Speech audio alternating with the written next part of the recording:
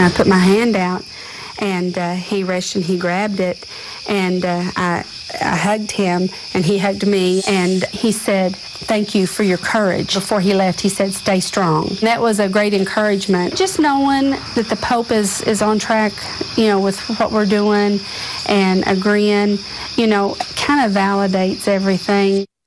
Kim Davis, the Kentucky County Clerk who fought against same-sex marriage, apparently has Pope Francis in her corner. Welcome back to Newsmax Prime. With Miranda Kahn, I'm J.D. Hayworth. Yeah, Davis says she not only met with the Pope, but the pontiff thanked her. Davis was briefly jailed, as you may recall, for her refusal to issue marriage licenses to same-sex couples, despite a federal judge's order to do so. For more on this, we welcome from Orlando, Matt Staver, attorney for Kim Davis. And Matt is also the founder and chairman of Liberty Counsel, a law firm that focuses on religious freedom worldwide. Matt, thanks for making some time here on Newsmax Prime. Thank you. My pleasure to be with you. So, Matt, why was the meeting kept private until now?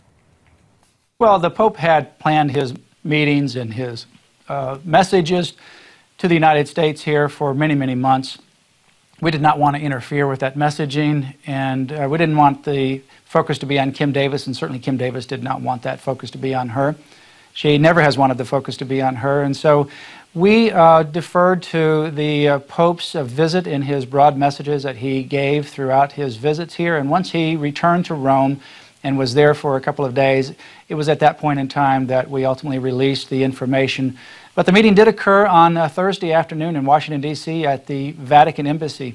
And it was a private meeting, not with any other people other than the papal staff, the security, and the papal photographers. But it was a private meeting just between Pope Francis and Kim Davis and her husband, Joe Davis.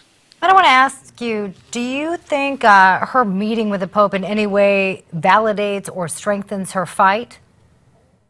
Well, it wasn't about political issues or the litigation or anything of that nature. I think, when you look at the Pope's record and when he was here in the United States, especially on the papal plane after his visits and his meetings, he was asked a question by Terry Moran. And those questions were jointly approved and created by all of the media that was on the papal plane. And it was about someone issuing same-sex marriage licenses and whether they have a religious freedom right. And he said, it's a human right. And when Terry followed up and said, even if the person's a governmental employee, he said, if the person in the government is a human being, then yes, it's a human right, and we need to respect religious freedom. So I think that's a broader message that the Pope has said before he got here, while he was here. And I think his meeting with Kim Davis was really for that reason. Because of that, here you have a Christian woman who is exercising her faith, and she's jailed because of her faith, and he is a strong advocate of the inalienable human right to religious freedom. As we reflect back on this, Matt, I just have to ask you, with the media crush and all the television coverage, for lack of a better term, what were the cloak and dagger aspects of getting Kim in to see the Pope without alerting the media? Well, I know that is a constant question that we get, and it's understandable why people would want to know. But really, we're not going to go into details as to how that occurred. The fact that the meeting did occur is the most important aspect, and the fact that when it occurred, what Pope Francis said, he thanked her for her courage, and he said, stay strong. He asked Kim Davis to pray for him. He held out his hand. She clasped his hand.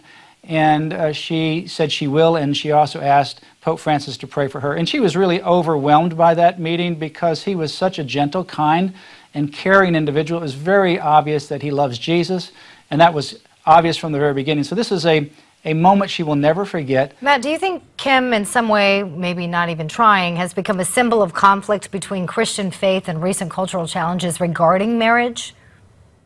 I think there's no question that Kim has become a symbol of the right to religious freedom and conscience.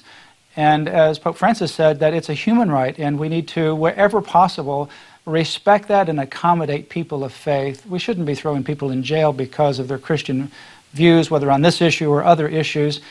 And I think that is a message that's universal, not just here in America, not just for Kim Davis, not just for Kentucky or clerks, but it's a universal message. And that's a message that we need to remember, not just in America, but around the world, that religious freedom is so precious. The rights of conscience are so critical that we have to do whatever we possibly can to respect and accommodate them when we can. And in Kim's case, there's a lot of ways, many easy ways to accommodate her faith. We've presented those from the beginning, and that's our ultimate goal, to make sure that she and others have the right to freedom of conscience and religious freedom. Matt Staver, thanks for your time. We hope you'll extend an invitation to Kim that she can join us at any time, and we thank you so much. Coming up next, that heated hearing on Capitol Hill yesterday concerning Planned Parenthood. We'll have more on that, and we also have this reminder for you. You can get your copy of Dr. Ben Carson's New York Times best-selling book, One Nation, What We Can Do to Save America's Future, by calling 1-800-485-4350 right now. That number again, 1-800-485-4350, or visit newsmax.com/Ben and get your free copy today.